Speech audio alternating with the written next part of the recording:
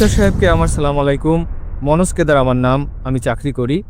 মোন্তাকুদ্দিন শেখ নামে আমার এক বন্ধু, সে আমাকে এখানে নিয়ে এসছে। তো আমি এটা জানতে চাই যে হিন্দু মুসলমান, যেমন আমি বুদ্ধিস্ট, যেমন শিখ খ্রিস্টান, কেননা আমরা এক হয়ে যাই? কারণ আমি মানবতার সবচেয়ে বড় ধর্ম জানি।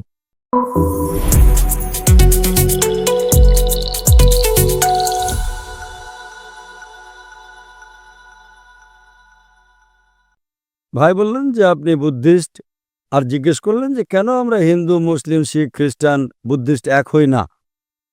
ভাই সাহেব, আমি কখনোই বলিনি যে হিন্দু মুসলিম শিখ খ্রিস্টান সবাই এক, কিংবা পার্থক্য আছে। কোরআন মজিদে পরিষ্কারভাবে লেখা আছে যে আল্লাহ সুবহানাহু ওয়া তাআলা বলেন, সূরা হুজুরাত সূরা নম্বর 49 আয়াত নম্বর 13, يا أيها الناس إنا خلقناكم من ذكر وأنثى وجعلناكم شعوبا وقبائل لتعارفوا إن أكرمكم عند الله أتقاكم إن الله عليم خبير।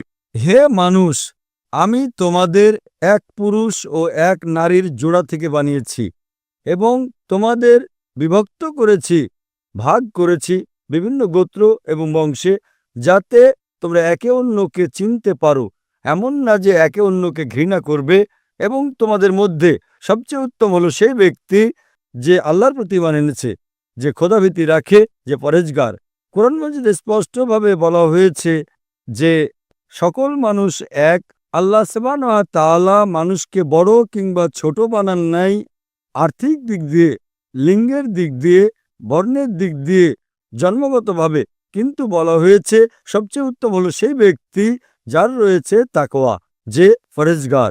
আমরা মানি যে সমগ্র মানব জাতি এক পুরুষ ও এক নারীর জোড়া থেকে সৃষ্টি হয়েছে। আমাদের পরপর একদম প্রথম দাদা দাদি এক ছিলেন। তো ওই দিক থেকে তো আমরা আত্মীয়, যাকে আমরা বলি চির ভ্রাতৃত্ব। আমরা ভাই বোন, আর আমরা চাই যে পরস্পরে একতা হয়ে আমরা, যদি যিনি আমাদের মালিক, আমাদের সৃষ্টিকর্তা, আমি শুধু এটা বলি যে আমরা কমপক্ষে মেনে নেই যে কমপক্ষে একটা গ্রন্থ হচ্ছে খোদার গ্রন্থ। কোনো মুসলিম বা অমুসলিমের বিন্দুমাত্র সন্দেহ থাকবে না এটা মানতে যে কমপক্ষে একটা গ্রন্থ আল্লাহর পক্ষ থেকে। হিন্দু বলবে বেদ আল্লাহর পক্ষ থেকে, খ্রিস্টান বলবে বাইবেল আল্লাহর পক্ষ থেকে, মুসলমান বলবে কোরআন আল্লাহর পক্ষ থেকে। এজন্য আমি বলি যে বিরোধপূর্ণ বিষয় আছে তা আমরা পরে মীমাংসা করব, সঠিক না ভুল পরে আলোচনা করব। কমপক্ষে যে বিষয়টা একই রকম লেখা আছে এই ধর্মগ্রন্থগুলোতে, কমপক্ষে সেটা তো শতভাগ বাস্তবায়ন করি। আর যখন আমরা পড়ে দেখি যে সকল ধর্মগ্রন্থ এটা বলে যে খোদা এক, সেই খোদার কোনো পুতুল নেই, কোনো প্রতিমা নেই, কোনো ছবি নেই, কোনো ফটোগ্রাফ নেই, কোনো চিত্র নেই, কোনো মূর্তি নেই, আর আমাদের শুধু তারই ইবাদত করতে হবে এবং তার সাথে কাউকে শরীক করা যাবে না। এই গ্রন্থগুলোতে এটাও লেখা আছে, বেদ হোক, বাইবেল হোক, কোরআন হোক, তাতে লেখা আছে যে খোদা এক এবং তার শেষ পয়গম্বর মুহাম্মদ সাল্লাল্লাহু আলাইহি সাল্লাম। তো আমি বলি, কেন আমরা সকল মানুষেরা যারা ধর্মে বিশ্বাসী, যারা খোদায় বিশ্বাসী, কেন এটা আমরা অঙ্গীকার করি না যে কমপক্ষে এই বিষয়টা যা সকল ধর্মগ্রন্থগুলোতে এক, সেটা তো বাস্তবায়ন করি, পরে না ভ্রাতৃত্ব হবে। আমরা কমপক্ষে এই অঙ্গীকার করি যে আমরা এক খোদা ব্যতীত কারো ইবাদত করব না। এই অঙ্গীকার করি যে শেষ পয়গম্বর মুহাম্মদ সাল্লাল্লাহু আলাইহি সাল্লামকে, তার কথা অনুসরণ করি, পরে না ভ্রাতৃত্ব হবে। তো ভ্রাতৃত্ব গড়ে তোলার জন্য কমপক্ষে একতার উপর তো আমল করি। ভাই সাহেব, আপনি বুঝছেন কি বলছি? আপনাদের গ্রন্থেও তো লেখা আছে যে একজন মৈত্রী আসবে, যখন বুদ্ধকে প্রশ্ন করে, তার সহযোগী আনন্দ বুদ্ধকে প্রশ্ন করে, দ্য গসপেল অফ বুদ্ধ পৃষ্ঠা নাম্বার 217, আরও অনেক জায়গায় ধম্মপাঠে লেখা আছে যে বুদ্ধ বলে, আমি না প্রথম মৈত্রী না শেষ মৈত্রী, আমার পর অনেক মৈত্রী আসবেন এবং যে মৈত্রী আসবেন আমার যেমন শত শত ভক্ত আছে তারও সেরকম হাজার হাজার ভক্ত থাকবে। তিনি সঠিক ধর্ম শিক্ষা দেবেন, যা সত্যের ধর্ম, শুরুতে এবং শেষেও তিনি সঠিক ধর্ম শিক্ষা দেবেন। আর যখন আনন্দ জিজ্ঞেস করলো এই মৈত্রীকে চিনব কিভাবে, তিনি বললেন ওই ব্যক্তির নাম হবে মৈত্রী। মৈত্রী মানে ত্রাণকর্তা, যেমনটা কোরআনে লেখা আছে সূরা আম্বিয়া সূরা নম্বর 21 আয়াত নম্বর 107, ওয়ামা আরসালনাকা ইল্লা রাহমাতাল আলামিন। আমি তো তোমাকে রহমত হিসেবে সৃষ্টি করেছি সারা দুনিয়ার জন্য, সমগ্র সৃষ্টিগুলোর জন্য, সমগ্র মানবজাতির জন্য। তো আমি আপনাকে প্রশ্ন করতে চাই যে আপনি কি মুহাম্মদ সাল্লাল্লাহু আলাইহি ওয়াসাল্লামকে মানেন? কাকে? আপনি কি মানেন যে মোহাম্মদ সাল্লাল্লাহু আলাইহি ওয়াসাল্লাম শেষ পয়গম্বর? আমি তো কিছু পড়িনি তার ব্যাপারে। হ্যাঁ, তো আপনি যখন বিশ্ব ভ্রাতৃত্ব সম্পর্কে কথা বলছেন এবং চাচ্ছেন যে সমস্ত মানুষ এক হয়ে যাক, আর বলছেন যেটা আপনি পড়েননি, তো একতা হবে কিভাবে? আমার হিসাবে সেটাই ঠিক। আমার যতটুকু জ্ঞান আছে একেবারে ঠিক। ততটুকুই আমি বলতে যা আমি এখন উদ্ধৃতি দিলাম তা আপনাদের ধর্মগ্রন্থ থেকেই দিয়েছি, আচ্ছা, কোরআন আচ্ছা। থেকে নয়। কোরআনে অনেক দৃষ্টান্ত আছে, বেদের মধ্যেও আছে, বাইবেলের মধ্যেও আছে। নিজেদের ধর্মগ্রন্থ শতভাগ মানুষই পড়ে না। একদম ঠিক আছে। সেজন্যই আমি বলি তাই আমি বলছি, না পড়লে তো দোষ আপনি করছেন। হ্যাঁ, ভুল আমার। আপনার ভুলের জন্য বিশ্ব ভ্রাতৃত্ব সুসংগঠিত হবে না, তো আপনি বিশ্ব ভ্রাতৃত্বে বাধা সৃষ্টি করছেন। ঠিক কথা। ভুল আপনার না আমার? আমার ভুল। আমি আপনার ধর্মগ্রন্থ পড়েছি, ঠিক কথা। হিন্দু ধর্মের, খ্রিস্টান ধর্মের, ভগবদ গীতা, বেদ, ধম্মপাঠ। আমার বন্ধু আমাকে তাই বলেছে যে ডক্টর জাকির সাহেব শুধু ইসলাম ধর্মের অর্থাৎ শুধু কোরআন পড়েন নাই, তিনি সব পড়েছেন। আমার পিছনে বসে আছেন এখনো। তাকে দরকার তো আমি মাইকে ডাকতে পারি। একদম ঠিক আছে, কিন্তু আমার তো মনে হচ্ছে আপনি আমার প্রশংসা করলেন। না, না, এমনটি নয়। যেমন ধরেন একজন ডাক্তার ওষুধ দেয়, ও ডাক্তার কত ভালো ডাক্তার, খুব ভালো ডাক্তার, খুব সম্মান, খুব নামডাক। সেই ডাক্তার আপনাকে ওষুধ দিচ্ছে কিন্তু আপনি খাচ্ছেন না। স্যার, আমি মানি এ কথা। আপনি তো বুঝছেন না, তো প্রশংসা করে কি লাভ? ডাক্তার আপনাকে পরীক্ষা নিরীক্ষা করে ওষুধ দিচ্ছে, খুব ভালো ডাক্তার, খুব সুনাম, এত ভালো, খুব প্রশংসা করলেন, কিন্তু ওষুধ না খেলে আপনার চিকিৎসা কি করে হবে? ঠিক কথা। তো আপনাকে বলি, বিশ্ব ভ্রাতৃত্বের চিকিৎসা আমি দিচ্ছি।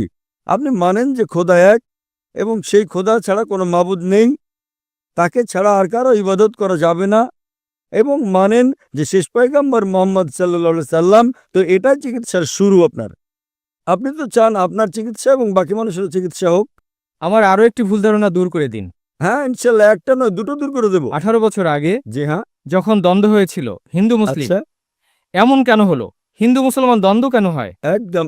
হিন্দু খ্রিস্টান বা শিখ মুসলিম এমনটা কেন হয় না? যদি আমি আপনার প্রশ্নের উত্তর দেই তো তাহলে আমার জানা থাকবে। জানা থাকবে, কিন্তু আমার উপদেশ তো আপনি অনুসরণ করবেন নাকি ফিরে গিয়ে আবার ওষুধ ফেলে দেবেন? না, না, অনুসরণ করব। আর আপনি একদম ঠিক বললেন যে হিন্দু মুসলিম কেন দ্বন্দ্ব হয়। আপনি যদি আমার আলোচনা দেখে থাকেন, যার আলোচ্য বিষয় ছিল Is terrorism a Muslim monopoly? সন্ত্রাস কি মুসলিমদের একচেটিয়া সম্পদ, তাতে আমি এটা প্রমাণ করেছি যে যারা অপবাদ লাগায় যে মুসলিমরা সন্ত্রাসী, তারা একেবারে ভুল। কিছু লোকে হয়তো অন্যায় কাজ করেছে, এটা প্রমাণ করেছি যে আপনি 100-200 বছর আগে দেখবেন, কয়েকশো বছর আগে মুসলিমরা আসলে খুব কম সন্ত্রাসী হামলা করেছে, সব করেছে অমুসলিমরা। কিন্তু আমি এই আলোচনায় বলেছি যে সন্ত্রাস যা আছে, এই সন্ত্রাসী ব্যবসা হচ্ছে রাজনীতিবিদদের। কেন?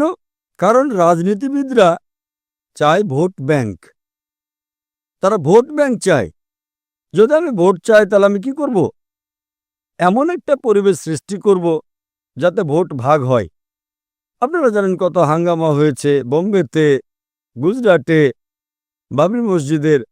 আমার মতে এই হাঙ্গামার কোনো প্রয়োজনই নেই। আমার মতে মুসলমানরা সাধারণত এই দেশে, মুসলমান এবং হিন্দু, আলহামদুলিল্লাহ সুম্মা আলহামদুলিল্লাহ, সুখে শান্তিতে বসবাস করতে পারে, করছিল, করছে। কিন্তু এই যে রাজনীতিবিদ, তারা চায় ভোট ব্যাংক, এবং ভোট ব্যাংকের জন্য তারা যে কাউকে বিক্রি করতে পারে, নিজের ধর্মকেও, নিজের খোদাকেও। হ্যাঁ, কথা ঠিক।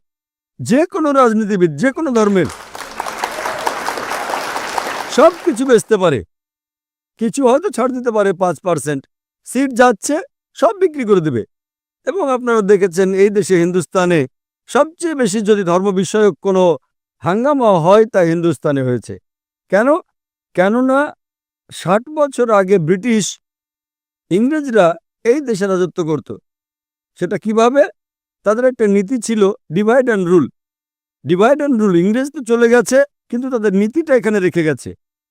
আমাদের হিন্দুস্তানের রাজনীতিবিদগণ ওই নীতি অবলম্বন করছেন, ডিভাইড অ্যান্ড রুল, ভাগ করো, ভোট ব্যাংক অর্জন করো এবং শাসন করো। এই বাবরি মসজিদের ইস্যু ছিলই না। কি ইস্যু ছিল? রাজনীতিবিদরা ইস্যু বানিয়েছে। কেউ জানতোই না বাবরি মসজিদের ব্যাপারে আগে। কিছু লোক জানতো, তারা ইস্যু বানালো, কারণ ভোট ব্যাংক। সাধারণ জনগণ শান্তি চায়, তারা ভাবে যে কি পাবো হাঙ্গামা করে, কিন্তু এই সাধারণ জনগণকে উস্কানি দিচ্ছে রাজনীতিবিদগণ। আমরা যদি এদের ফুসলানিতে না আসি, ইনশাল্লাহ ইনশাল্লাহ হিন্দু মুসলিম হাঙ্গামা হতেই পারে না।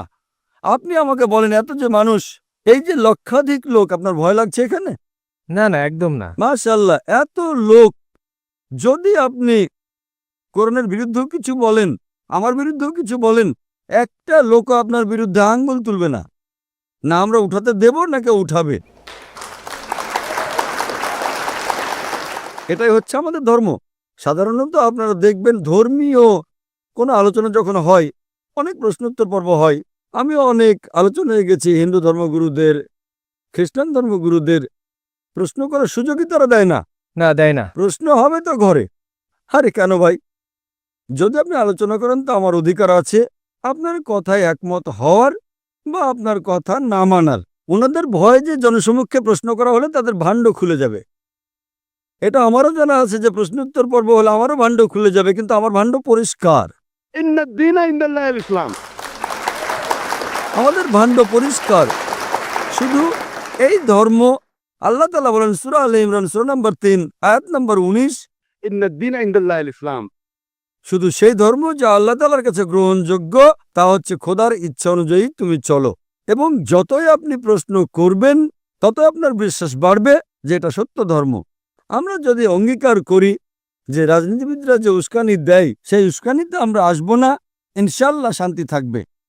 চাই হিন্দু মুসলিমদের কথা মানুক বা না মানুক, মুসলিমরা হিন্দুদের কথা মানুক বা না মানুক, ইসলামে কখনো বাধ্যবাধকতা নেই। কোরআন স্পষ্টভাবে লেখা আছে সূরা আনাম সূরা নম্বর 6 আয়াত নম্বর 108, যে তুমি তাদেরকে গালি দিও না যারা আল্লাহ ব্যতীত অন্য কারো ইবাদত করে, তা না হলে অজ্ঞতাবশত তারাও আল্লাহকে গালি দেবে।